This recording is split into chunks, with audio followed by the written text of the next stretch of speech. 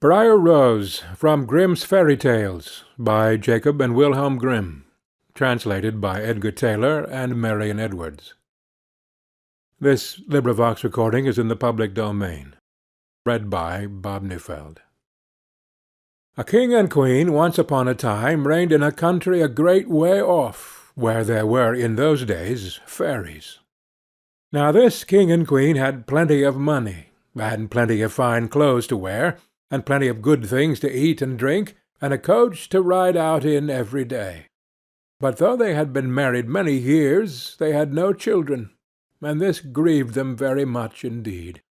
But one day, as the queen was walking by the side of the river, at the bottom of the garden she saw a poor little fish that had thrown itself out of the water, and lay gasping and nearly dead on the bank. Then the queen took pity on the little fish, and threw it back again into the water, and before it swam away it lifted his head out of the water and said, "I know what your wish is, and it shall be fulfilled in return for your kindness to me. You will soon have a daughter."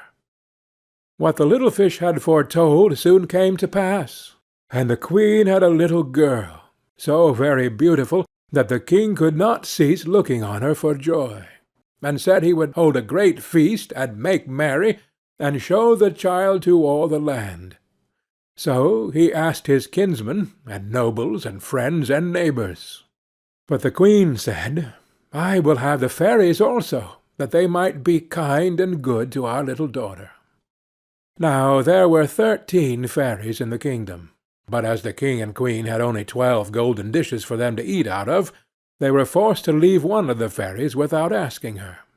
So 12 fairies came, each with a high red cap on her head, and red shoes with high heels on her feet, and a long white wand in her hand. And after the feast was over, they gathered round in a ring and gave all their best gifts to the little princess. One gave her goodness, another beauty, another riches, and so on, till she had all that was good in the world.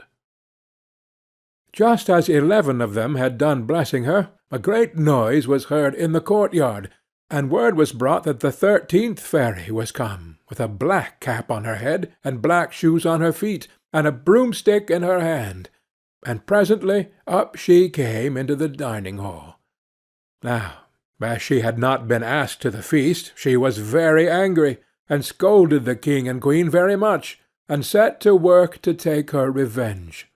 So she cried out, "The king's daughter shall in her 15th year be wounded by a spindle, and fall down dead."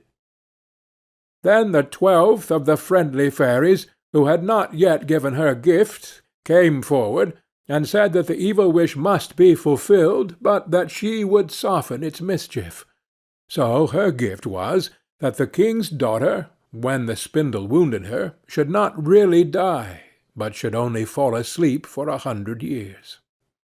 However, the king hoped still to save his dear child altogether from a threatened evil, so he ordered that all the spindles in the kingdom should be brought up and burnt. But all the gifts of the first 11 fairies were in the meantime fulfilled, for the princess was so beautiful and well-behaved and good and wise that every one who knew her loved her. It happened that, on the very day she was 15 years old, the king and queen were not at home, and she was left alone in the palace. So she roved about by herself, and looked at all the rooms and chambers, till at last she came to an old tower, to which there was a narrow staircase, ending with a little door. In the door was a golden key, and when she turned it, the door sprang open, and there sat an old lady spinning away very busily. "Why, how now, good mother?" said the princess. "What are you doing there?" "Spinning," said the old lady, and nodded her head, humming a tune, while buzz went the wheel. "How prettily that little thing turns round," said the princess, then took the spindle and began to try and spin. But scarcely had she touched it before the fairy's prophecy was fulfilled. The spindle wounded her, and she fell down lifeless on the ground.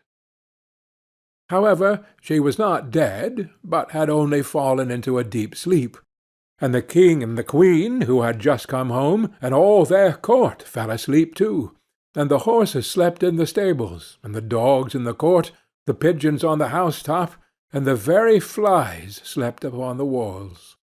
Even the fire on the hearth left off blazing and went to sleep. The jack stopped, and the spit that was turning about with a goose upon it for the king's dinner stood still. And the cook, who was at that moment pulling the kitchen boy by the hair to give him a box on the ear for something he had done amiss, let him go, and both fell asleep. The butler, who was slyly tasting the ale, fell asleep with the jug at his lips, and thus everything stood still and slept soundly. A large hedge of thorns soon grew around the palace, and every year it became higher and thicker, till at last the old palace was surrounded and hidden, so that not even the roof or the chimneys could be seen. But there went a report through all the land of the beautiful sleeping Brier Rose, for so the king's daughter was called, so that from time to time several kings' sons came and tried to break through the thicket into the palace. This, however, none of them could ever do, for the thorns and bushes laid hold of them, as it were, with hands, and there they stuck fast and died wretchedly. After many, many years there came a king's son into the land, and an old man told him the story of the thicket of thorns, and how a beautiful palace stood behind it, and how a wonderful princess, called Brier Rose, lay in it asleep, with all her court. He told, too, that he had heard from his grandfather that many, many princes had come and had tried to break through the thicket, but that they had all stuck fast in it and died. Then the young prince said, "All this shall not frighten me. I will go and see this Brier Rose." The old man tried to hinder him, but he was bent upon going. Now that very day the 100 years were ended, and as the prince came to the thicket, he saw nothing but beautiful flowering shrubs, through which he went with ease, and they shut in after him as thick as ever. Then he came at last to the palace, and there in the court lay the dogs, asleep, and the horses were standing in the stables, and on the roof sat the pigeons fast asleep, with their heads under their wings.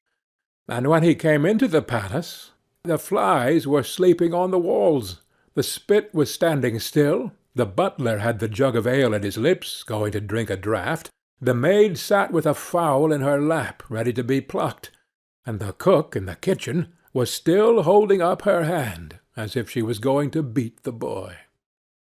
Then he went on still farther, and all was so still that he could hear every breath he drew, till at last he came to the old tower, and opened the door of the little room in which Brier Rose was, and there she lay, fast asleep on a couch by the window. She looked so beautiful that he could not take his eyes off her, so he stooped down and gave her a kiss. But the moment he kissed her, she opened her eyes and awoke, and smiled upon him, and they went out together, and soon the king and queen also awoke, and all the court, and gazed on each other with great wonder. And the horses shook themselves, and the dogs jumped up and barked, the pigeons took their heads from under their wings, and looked about and flew into the fields. The flies on the walls buzzed again. The fire in the kitchen blazed up. Round went the jack, and round went the spit, with the goose for the king's dinner upon it. The butler finished his draught of ale, the maid went on plucking the fowl, and the cook gave the boy the box on his ear. And then the prince and Brier Rose were married, and the wedding feast was given, and they lived happily together all their lives long. End of Brier Rose.